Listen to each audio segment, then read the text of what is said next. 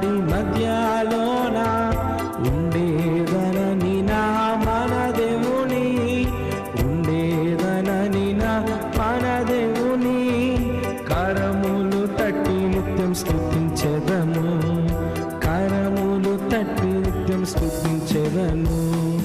ఆయనే నా సంగీతము, బలమైన కోటయును, జీవాధిపతియు ఆయనే, జీవిత కాలమెల్ల స్తుతించెదను. జీవాధిపతియు ఆయనే, జీవిత కాలమెల్ల స్తుతించెదను.